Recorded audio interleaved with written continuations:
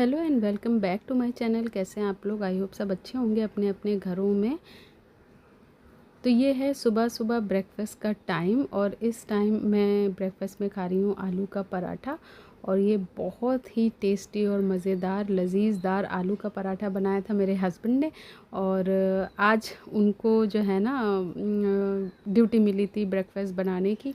तो मेरे बच्चों ने बोला कि वो आलू का पराठा बनाएंगे। अदरवाइज़ वो सैंडविच वगैरह बनाते हैं तो वो बहुत ही अच्छी बनाते हैं। तो आज जो है ना उन्होंने आलू का पराठा बनाया था जो कि बहुत ही बढ़िया था। तो कुछ दिन पहले मैंने ये कुछ चीज़ें ऑर्डर की थी अपने लिए और अपने हस्बैंड के लिए। तो वही मैं आपको दिखा रही हूँ। तो ये मैंने जो चीज़ें हैं ना ये बाय की थी मिंत्रा से। मिंत्रा पे बहुत ही अच्छा ऑफ़र चल रहा था तो मैंने मिंत्रा से बाय किया था। तो ये तो फ्री भी है, ये कुछ फ्री में मिला था। कोई क्रीम निविया की मिली थी फ्री में। यहाँ पे मैंने मंगाया था ये लैक्मे का सनस्क्रीन। ये मैंने अपने बेटे के लिए मंगाया था और ये कुछ सामान मैंने अपने लिए मंगाया था। और इसके साथ साथ मैंने अपने हस्बैंड के लिए मंगाया था सॉक्स का कॉम्बो। और इस टाइम पे मैंने जो है ना आपसे लाइव बात की थी। बात करते हुए मैं वीडियो बना रही थी, लेकिन क्या हुआ था पीछे से इतना ज़्यादा शोर आ रहा था तो इसलिए मैंने सोचा इस पर वॉइस ओवर कर दूँ। तो किस किस के हस्बैंड है ना जो अपने आप से कोई भी चीज़ मंगाते नहीं हैं, अगर उनकी वाइफ जो है ना वो लेके आ जाए तो ठीक है, वेल एंड गुड है। अदरवाइज़ वो वैसे ही काम चलाते रहेंगे। तो मेरे हस्बैंड के जो है ना बहुत सारे मोज़े जो सॉक्स होते हैं ना वो ख़राब हो गए थे, लेकिन वो परचेज़ ही नहीं कर रहे थे। तो इसलिए मतलब वो बेटी और बेटे के लिए लेकर आए, अपने लिए नहीं ला रहे थे। तो मैंने सोचा चलो मिंत्रा पे बहुत ही अच्छा ऑफ़र भी चल रहा था तो मैंने सोचा उनके लिए मंगा देती हूँ। और वैसे भी मैं ही जो चीज़ें मंगाती हूँ वही वो पहनते हैं। और उनकी अपनी कोई चॉइस जो है ना वो चलाते नहीं। जब मैं ख़रीदने जाती हूँ ना तो मेरे साथ जाते हैं तभी वो अपनी कोई चॉइस चलाते हैं, तभी वो अपने लिए कुछ पसंद करते हैं। अदरवाइज़ वो मेरे ऊपर ही डाल देते हैं कि आपको जो अच्छा लगता है वो आप ख़रीद लें। तो इसमें एक कॉम्बो में 5 पीस मिले थे तो बहुत ही अच्छा ये ऑफ़र था। तो यहाँ पे मैंने खाना भी बनाया था और हम लोगों ने खाना खा लिया था। मैं दिखाना भूल गई थी तो मैंने सोचा चलो कोई नहीं, अभी बाद में मैं दिखा देती हूँ। तो भिंडी की सब्ज़ी, यहाँ पे मिक्स दाल बनाई थी, राइस और चपाती बनाई थी मैंने आज। तो मैंने सोचा आपसे इसी व्लॉग में जो है ना मैं बात कर लेती हूँ जो ट्रेन्स का जो मतलब ट्रैवल है वो कैसे यहाँ पे होता है, किस तरह से होता है। तो वो मैंने सोचा आपसे इसी वीडियो में आपसे बात कर लेती हूँ। वो इन्फॉर्मेशन मैं आपको इसी वीडियो में दे लेती हूँ। तो सबसे पहले मैं आपसे बात करूँगी कि जो लोकल ट्रेन्स होती हैं उसमें दो तरह की लोकल ट्रेन होती हैं, एक ऑर्डिनरी और एक एसी। दो तरह की लोकल ट्रेन होती हैं। एसी में भी एसी में क्या होता है, कोई भी क्लास नहीं होता है। मतलब वो एक सिंगल मतलब सीटेड ट्रेन होती है तो उसमें कोई क्लास नहीं है। वो एसी ट्रेन मतलब एसी ट्रेन है। लेकिन जो ये ट्रेन होती है ऑर्डिनरी, उसमें दो क्लास होते हैं, एक फ़र्स्ट क्लास एक सेकंड क्लास। दोनों में डिफरेंस क्या होता है, फ़र्स्ट क्लास की जो सीट्स होती हैं वो थोड़ी सी फोम वाली होती हैं, थोड़ी सी अच्छी होती हैं, मतलब कंफर्टेबल होती हैं। और जो और सेकंड क्लास की सीट्स होती हैं वो जो है ना एक आयरन की जो फ्लैट सीट होती है बस वही होती है। मतलब किसी भी जगह पहुंचने में कोई वो नहीं है, दोनों में ही मतलब ऑर्डिनरी ट्रेन में ही बैठ के ही जाएंगे तो दोनों जगह दोनों क्लास में से किसी भी क्लास में बैठ जाएंगे तो पहुंचेंगे एक ही टाइम पे। चाहे मैं सेकंड क्लास में बैठूं चाहे मैं फर्स्ट क्लास में बैठूं, मैं एक ही टाइम पे ही पहुंचूंगी। तो उसमें कोई डिफरेंस नहीं है। ट्रेन में ये डिफरेंस है कि कुछ ट्रेन्स होती हैं फास्ट और कुछ ट्रेन होती हैं स्लो। ये चीज़ शायद एसी में भी है पर मैं श्योर नहीं हूँ क्योंकि मैंने एसी ट्रेन से कभी भी ट्रैवल नहीं किया है। बस मुझे ये पता है कि एसी ट्रेन का जो टिकट होता है वो ऑर्डिनरी क्लास के मतलब ऑलमोस्ट 10 गुना ज़्यादा होता है। जैसे अगर ऑर्डिनरी क्लास का कहीं भी जाने का टिकट है वो 10 रुपीज़ है तो एसी का 100 रुपीज़ होगा। तो बस ऑब्वियसली वो एसी है, थोड़ी ज़्यादा कन्वीनियंट है, थोड़ा ज़्यादा उसमें फैसिलिटी मिल रही है इसलिए। ऑर्डिनरी क्लास में जो है ना वो दो तरह के होते हैं, जैसे स्लो और फास्ट। तो स्लो ट्रेन क्या होती है, सबसे पहले मैं फ़ास्ट ट्रेन के बारे में बात करूँगी। फ़ास्ट ट्रेन का जो मैं अपनी वेस्टर्न लाइन की बात कर सकती हूँ कि वेस्टर्न लाइन में जैसे अगर बोरीवली से चली है चर्च गेट तक तो इनके बीच में जो है ना कुछ मेन स्टेशन होते हैं। जैसे मैंने वीडियोस में भी लास्ट वीडियो में भी बताया कि बोरीवली से फिर चलेगी वो अंधेरी तक, मतलब मेन स्टेशन है। बोरीवली के बाद अंधेरी मेन स्टेशन है, फिर उसके बाद बांद्रा मेन स्टेशन है, फिर उसके बाद दादर मेन स्टेशन है, फिर उसके बाद जो है ना मुंबई सेंट्रल शायद मेन स्टेशन है, और उसके बाद चर्च गेट है। सबसे पहले तो पीछे से जो शोर आ रहा है उसके लिए मैं सॉरी बोलती हूँ, क्योंकि इस टाइम पे बच्चे बाहर खेल रहे हैं तो मैं उसका कुछ भी नहीं कर सकती, उसको अवॉइड कीजिएगा आप। तो वो जो मेन स्टेशन होते हैं, जो फास्ट ट्रेन होती है वो इस तरह से होती है कि वो मेन स्टेशन पे ही रुकती है। आपको बीच में जो ट्रेन स्टेशन पड़ते हैं, किसी दो मेन स्टेशन के बीच में 5 स्टेशन होते हैं, किसी दो मेन स्टेशन के बीच में 3 ही होते हैं, किसी में 6 होते हैं, किसी में 4 होते हैं, इस तरह से होते हैं। तो वो वहाँ कहीं नहीं रुकेगी, सिर्फ मेन स्टॉप पे मेन स्टेशन पे रुकेगी। लेकिन जो स्लो होती है वो हर स्टेशन पे रुक के जाती है। तो बहुत से लोग ऐसे होते हैं जो स्लो पकड़ते हैं, क्योंकि उनको जो है ना बीच के स्टेशन पे जाना होता है। जैसे मुझे, अगर मैं यहाँ से चढ़ूँगी, पहली बात फास्ट ट्रेन जो है ना वो कांदिवली पे कभी रुकती ही नहीं है, मेरे स्टॉप पे कभी नहीं रुकेगी, क्योंकि वो डायरेक्ट बोरीवली से चलेगी, और वो मेरा एक स्टेशन पीछे है, आगे है, मतलब उसको मैं बोल सकती हूँ। तो वो डायरेक्ट चलेगी बोरीवली से और डायरेक्ट अंधेरी पे ही रुकेगी, ठीक है। तो वो मेरी स्टॉप पे रुकेगी ही नहीं। सबसे पहली बात तो वो जो सुपर फास्ट ट्रेन होती है, वो एक सुपर फास्ट में भी एक फास्ट ट्रेन होती है। उसमें ये होता है कि वो स्टार्टिंग के क्या कहते हैं कुछ ट्रेन में, और लास्ट स्टेशन के कुछ स्टॉप्स पे, और स्टार्टिंग के स्टेशन से कुछ स्टॉप पे वो रुक जाती है। उसका सिस्टम क्या है मैं आपको बताती हूँ। सिस्टम ये है कि अगर मैंने मान लीजिए मैं बोरीवली से चढ़ी, तो वो ट्रेन क्या होगी, बोरीवली से अंधेरी तक स्लो रहेगी, लेकिन अंधेरी के बाद वो फास्ट हो जाएगी। यानी कि अंधेरी के बाद जो नेक्स्ट स्टेशन आएगा बांद्रा, वहाँ फास्ट होगी, उसके बीच कहीं नहीं रुकेगी। बांद्रा से दादर उसके बीच कहीं नहीं रुकेगी। फिर वो मुंबई सेंट्रल तक वैसे ही जाएगी, मेन स्टॉप पे रुकेगी। लेकिन मुंबई सेंट्रल से चर्च गेट के बीच में जितने भी 3-4 स्टॉप्स आएंगे वो वहाँ पे सब में जगह रुकेगी। तो ये थोड़ी सी नॉर्मल वाली फास्ट होती है, जो स्टार्टिंग के कुछ स्टॉप पे और एंड के कुछ स्टॉप पे रुकती है। तो ये नॉर्मल वाली फास्ट ट्रेन है, ठीक है। अब मैं बात कर लेती हूँ कि इनका फेयर क्या है। बहुत ही कन्वीनियंट होती है, बहुत ही कन्वीनियंट होती है। मिनिमम फेयर इसका होता है 5 रुपीज़ एक तरफ का। अगर आप कहीं जाके आ रहे हैं मिनिमम फेयर में, तो वो 10 रुपये हो जाएगा।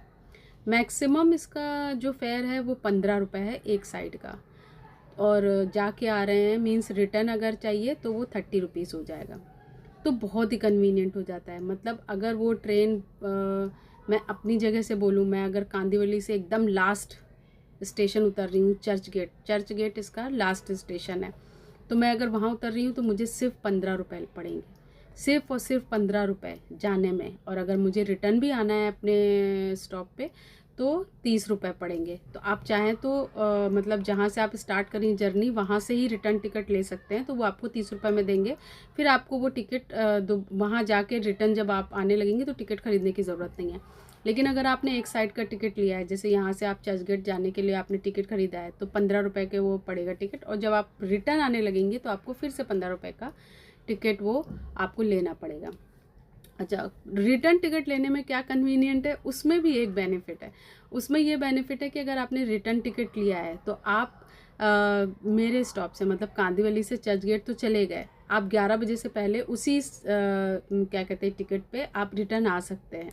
लेकिन उसमें एक बेनिफिट और ये भी मिल गया है कि आप नेक्स्ट डे 11 बजे तक आप रिटर्न आ सकते हैं, जा नहीं सकते, रिटर्न आ सकते हैं। यानी कि अगर आज आप कांदिवली से चर्च गेट गए हैं, तो कांदिवली से चर्च गेट जाने में आपको, आज आप चले गए, अब मान लीजिए आपको रिटर्न कल आना है, तो आपको कोई भी टिकट खरीदने की ज़रूरत नहीं है। यानी कि उसमें 1 दिन की वैलिडिटी होती है, सिर्फ रिटर्न जर्नी में, जाने की जर्नी में नहीं, स्टार्टिंग में नहीं, सिर्फ रिटर्न जर्नी में। मतलब आज मैं चली गई हूँ तो मैं कहीं जाऊँ वहाँ स्टे कर लूँ और कल वापस आऊँ, तो मेरा वही टिकट जो है ना वो यूज़ हो जाएगा। उसके लिए मुझे अलग से दूसरे दिन रिटर्न आने के लिए टिकट नहीं खरीदना पड़ेगा। तो ये बहुत ही बड़ा बेनिफिट है, जो जिनको 2 दिन का काम होता है। अगर जैसे मान लीजिए मैं पहले दिन भी वापस आ गई हूँ, ठीक है, तो वो टिकट मैं रखे रहूँगी, वो टिकट मैं रख लूँ, और दूसरे दिन भी मुझे चर्चगेट जाना है तो मैं सिर्फ जाने की टिकट लूँ,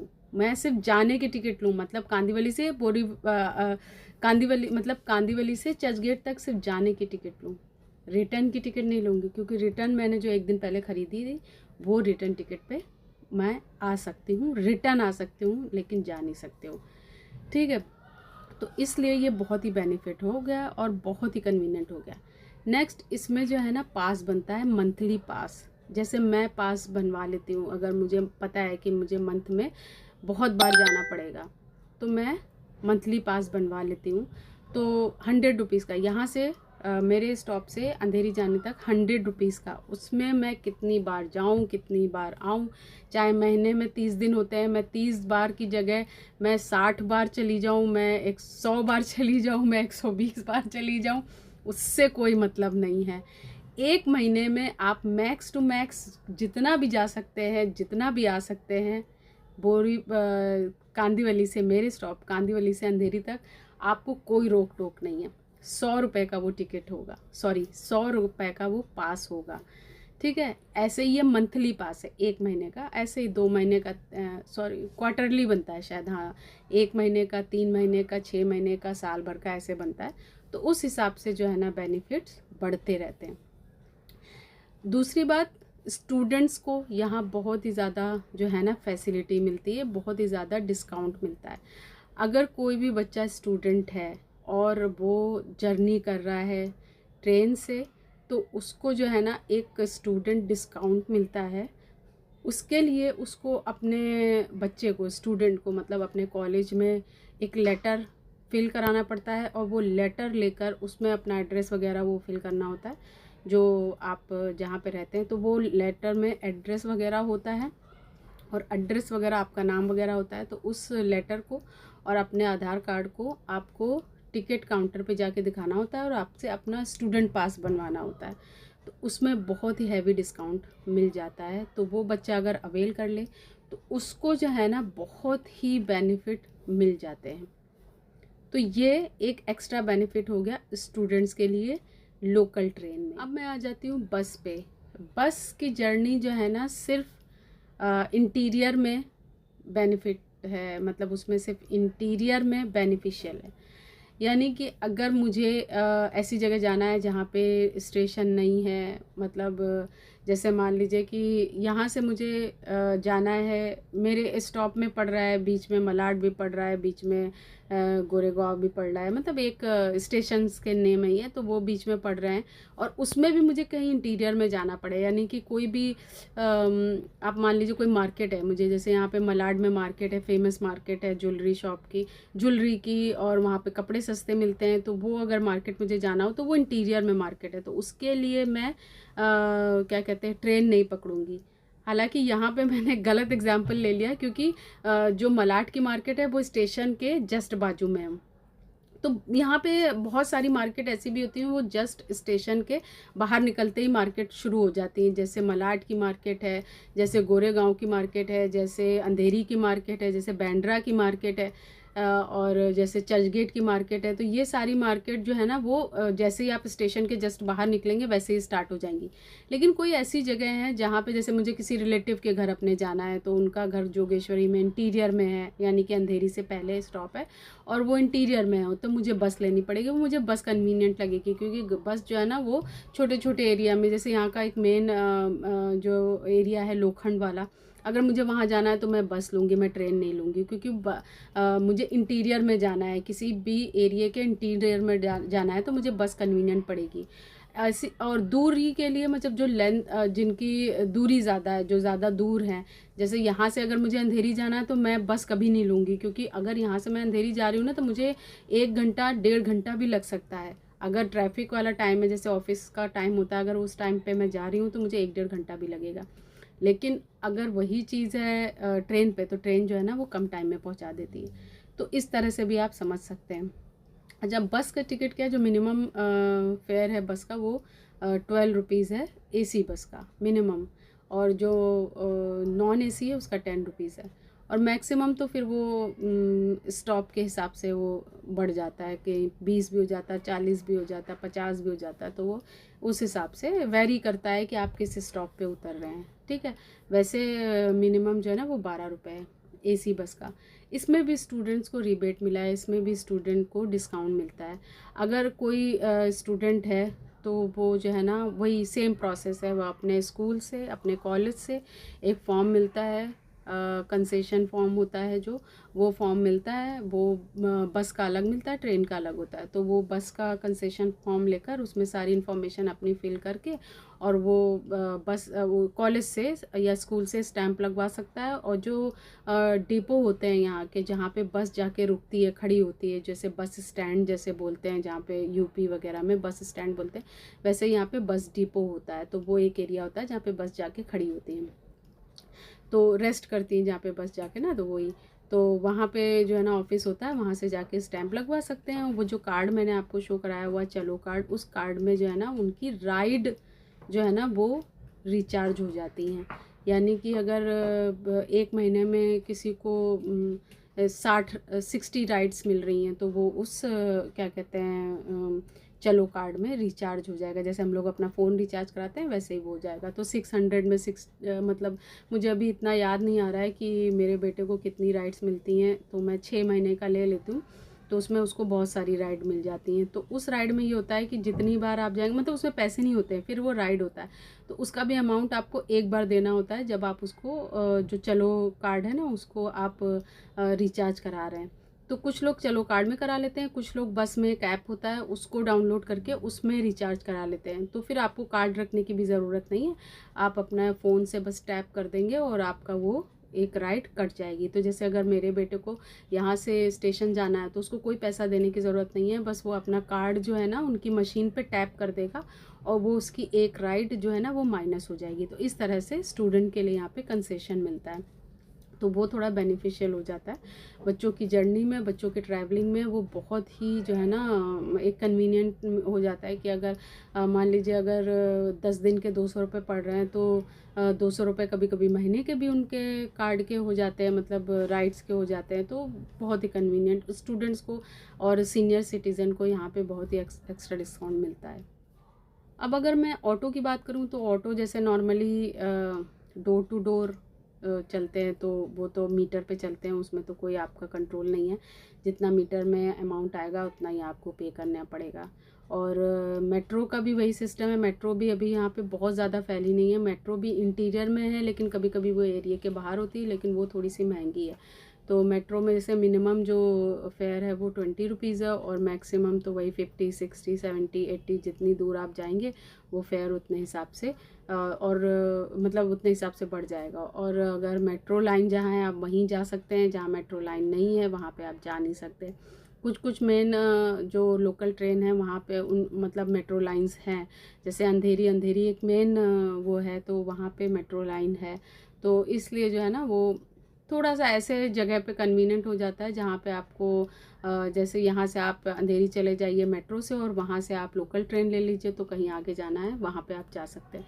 तो इस तरह से कहीं ना कहीं मेन स्टेशन पे इंटरकनेक्टेड भी है, लेकिन कहीं ना कहीं एक माइनस पॉइंट वो भी है कि वो जो है ना वहीं तक जाएगी जहाँ पे उसकी लाइन है। अगर हमें वहाँ नहीं जाना है, मतलब मेरी वो डेस्टिनेशन नहीं है, तो मुझे मेट्रो लेने से कोई फ़ायदा नहीं पड़ेगा।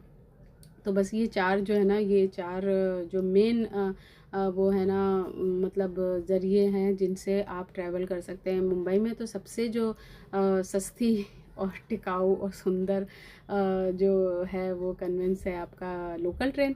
और महंगे पे तो आप ऑटो को भी महंगा बोल सकते हैं, बस को भी महंगा बोल सकते हैं। बस तो इनके कंपैरिजन में थोड़ी सस्ती ही पड़ेगी ऑटो और मेट्रो के, लेकिन हाँ ऑटो और मेट्रो ज़्यादा एक्सपेंसिव है यहाँ पे।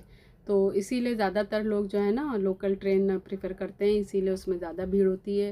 मतलब मॉर्निंग के टाइम ऑफिस का टाइम होता है, और जब ऑफिस शाम को छूटता है तब, दो टाइम जो है ना बहुत ज़्यादा रश रहता है, बहुत ज़्यादा भीड़ होती है।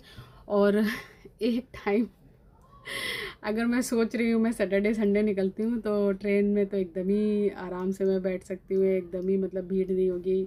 तो वो सबसे बड़ी गलतफहमी होगी, सबसे ज़्यादा रश मतलब जो दिन भर रश चलता है वो होता है सैटरडे संडे। वीकेंड्स का डेज़ जो होते हैं, वीकेंड्स के डेज़ में जो है ना वो पूरे दिन जो है ना ट्रेन, जो लोकल ट्रेन है उसमें रश ही रहता है। अगर वीकडे की बात करूँ तो वीकडे में फिर भी मॉर्निंग और इवनिंग में ही रश रहता है। दिन भर मैंने आपको दिखाया वीडियो में, दिन भर आपने देखा ना कि आपको स्पेस भी मिल जाता है बैठने का, इतना भी भीड़ भी नहीं होती, रश भी नहीं होता, कुछ नहीं होता है। लेकिन वीकेंड्स में बहुत रश रहता है। अच्छा, यहाँ पे कुछ और लेडीज़ को भी बेनिफिट है। लेडीज़ को बेनिफिट ये है कि यहाँ पे लोकल ट्रेन में लेडीज़ डब्बा है। कहीं कहीं पे मेट्रो में होता होगा, किसी किसी सिटी में, लेकिन यहाँ पे मेट्रो में भी लेडीज़ डब्बा है, लोकल ट्रेन में भी लेडीज़ डब्बे अलग होते हैं, और बस में भी कुछ सीट्स लेडीज़ को अलाउ है। मतलब वो अलाउड उनको कर दी गई हैं, और वो उस सीट पे लेडीज़ ही बैठेंगी, जेंट्स नहीं बैठेंगे। अगर उन सीट्स पे जेंट्स बैठे हुए हैं तो आप जाके उनको, इतना राइट रखती हैं आप कि आप जाके उनको उठा सकें और उस लेडीज़ सीट पे आप बैठ सकें। तो यहाँ पे ये बहुत बेनिफिट है। यहाँ पे जो बस का है मैंने बता दिया आपको, उसमें सीट्स होती हैं लेडीज़ के लिए, उस पर कोई जेंट्स बैठ नहीं सकता। और अगर कोई बैठा हुआ है, इन केस जैसे मान लीजिए फ्री मिली है दिन में, जैसे दिन में अगर हम जा रहे हैं आफ्टरनून के टाइम पे और लेडीज़ सीट फ्री मिली है, कोई जेंट्स बैठ गया, तो आप उससे बोल सकती हैं, बहुत ही आराम से बोल दीजिए कि ये लेडीज़ सीट है, तो आप खड़े हो जाइए, तो वो जेंट्स जो है ना खड़े हो जाएंगे और आपको बैठने देंगे। ये अच्छी बात है यहाँ पे, बहुत ही अच्छी बात है ये। वैसे तो जेंट्स देख के ही खुद खड़े हो जाते हैं कि अभी लेडीज़ आ गई, ये यहाँ बैठेगी, तो वो खुद ही खड़े हो जाते हैं, तो आपको कहना भी नहीं कभी कभी पड़ता है। लेकिन कुछ स्टबर्न होते हैं ना तो उनको बोलना पड़ता है। खैर वो लोग भी खड़े हो जाते हैं, ऐसा कोई प्रॉब्लम वाली बात नहीं है। लेकिन यहाँ ट्रेन में लेडीज़ कोचेज़ होते हैं, लेडीज़ डब्बे होते हैं, जिनमें जेंट्स कोई चढ़ भी नहीं सकता है, मतलब चढ़ भी नहीं सकता है। अगर किसी टीसी ने उसको किसी जेंट्स को लेडीज़ डब्बे में देख लिया तो उसको पेनल्टी होगी और उसको वो फ़ाइन पे करना पड़ेगा। तो इसलिए यहाँ पे लेडीज़ में कभी भी कोई जेंट्स नहीं चढ़ सकता है। और मतलब ये मैंडेटरी है कि यहाँ पे जेंट्स को मतलब लेडीज़ जेंट्स में जा सकती हैं, लेडीज़ जेंट्स के डब्बे में जा सकती हैं, उनके लिए सब अलाउ है। लेकिन जेंट्स लेडीज़ के डब्बे में नहीं चढ़ सकते हैं, वो उनको मना है कि वो लेडीज़ के डब्बे में नहीं चढ़ेंगे। तो ये बहुत ही अच्छी बात है यहाँ की। तो ये चीज़ मुझे बहुत ही पसंद आती है। अगर कोई बच्ची अकेले ट्रैवल कर रही है, कोई लेडी अकेले ट्रैवल कर रहा है, तो उसके लिए बहुत ही कन्वीनियंट है वो लेडीज़ डब्बे में बैठ जाए। वहाँ पे जो लेडीज़ होती हैं बहुत ही ज़्यादा हेल्पफुल होती हैं। वो आपको, मतलब उनका बस चले ना, अगर उनको कहीं जाना ना हो, उनको कहीं लेट ना हो रहा हो, तो वो बस चले ना, तो वो आपको जहाँ आप जा रही हैं उसके दरवाजे तक छोड़ के आ जाएं। लेकिन वो सिर्फ इतना कह देती हैं, अगर आप किसी से कह दिए, आप पहली बार चढ़े, आपको कुछ नहीं पता है, आप कह दीजिए मुझे इस स्टॉप पे उतरना है, तो आप प्लीज़ बता देना, हेल्प कर देना मेरी। तो वो लेडी जो है ना, उसकी ये ड्यूटी हो जाएगी, वो अपनी ड्यूटी समझ लेगी कि आपने उससे हेल्प मांगी है, तो मतलब उस बंदी की हेल्प करना आपका फ़र्ज़ बन जाएगा उसके ऊपर। तो जहाँ जाना है वो सारी इन्फॉर्मेशन आपको सही देगी, जिधर उतरना है, जैसे उतरना है, वो सब कुछ सही बता देगी। तो यहाँ पे लेडीज़ बहुत ही ज़्यादा हेल्पफुल हैं, जेंट्स भी हेल्पफुल हैं, लेकिन लेडीज़ डब्बे की मैं बात कर रही हूँ। जैसे आपने सुना होगा लेडीज़ स्पेशल सीरियल वगैरह भी आए हैं, तो ऐसी ट्रेनें भी चलती हैं, जिसमें सिर्फ एक ट्रेन जो होती है वो डेडिकेट होती है लेडीज़ को, जो सिर्फ पूरी ट्रेन में सिर्फ लेडीज़ ही चढ़ेंगी, उसमें कोई जेंट्स नहीं चढ़ सकता, उसमें कोई जेंट्स ट्रैवल भी नहीं कर सकता, कोई भी नहीं कर सकता। तो वो लेडीज़ स्पेशल होती हैं, जो सिर्फ लेडीज़ के लिए ट्रेनें चलती हैं। ये ज़्यादातर सुबह मॉर्निंग में ऑफिस जाने के टाइम और इवनिंग में ऑफिस से रिटर्न आने के टाइम, 2 टाइम ये चलती हैं। और ऐसी बसेस भी चलती हैं लेडीज़ स्पेशल, जिधर ज़्यादा ऑफिसेज है ना उस साइड लेडीज़ स्पेशल बसेस भी चलती हैं, जिसमें सिर्फ लेडीज़ ही चढ़ सकती है, जेंट्स नहीं चढ़ सकता है। तो ये भी ऑफिस के, ये फैसिलिटीज़ जो है ना ऑफिस में, या तो जाने का टाइम होगा उस टाइम मिलेगी, या वापस आने का टाइम पे मिलेगा, और बीच में ये फैसिलिटी नहीं होगी। मतलब जो बीच का टाइम होगा, आफ्टरनून का टाइम होगा, इवनिंग का टाइम होगा, मतलब ऑफिस से छूटने से पहले का जो टाइम होता है, उसमें ये फैसिलिटी नहीं होगी। सिर्फ ऑफिस जाने के टाइम और ऑफिस से रिटर्न आने के टाइम, 2 टाइम ये जो है ना फैसिलिटी आपको मिलेगी। तो ये सब चीज़ें अच्छी हैं। यहाँ पे थोड़ी सी लेडीज़ सेफ़ हैं, थोड़ा सा मतलब लेडीज़ के लिए बहुत ही कन्वीनियंट है। जैसे मैंने आपको बताया कि अगर आप किसी जेंट्स डब्बे में चढ़ जाते हैं ना, तो उन जेंट्स की जो है ना ये ड्यूटी बन जाती है कि वो आपको सिक्योरली चढ़ने दे, सिक्योरली आपको उतरने दे, सिक्योरली बैठने दे। तो उसमें भी आप ज़्यादा सिक्योर अपने आप को फील करेंगे। तो ऐसा लगता है कि हाँ, मतलब सब आपके लिए स्पेस छोड़ देंगे, सब आपको स्पेस दे देंगे चढ़ने के लिए, उतरने के लिए, कोई आपको टच नहीं करेगा। वो लोग खुद दूर भागने की कोशिश करते हैं। तो ये सब फैसिलिटीज़ हैं जो मुंबई में अच्छी हैं और मुझे ये बहुत ज़्यादा पसंद है। बाकी बात मैं बाद में करूँगी, अभी मुझे थोड़ा सा काम है।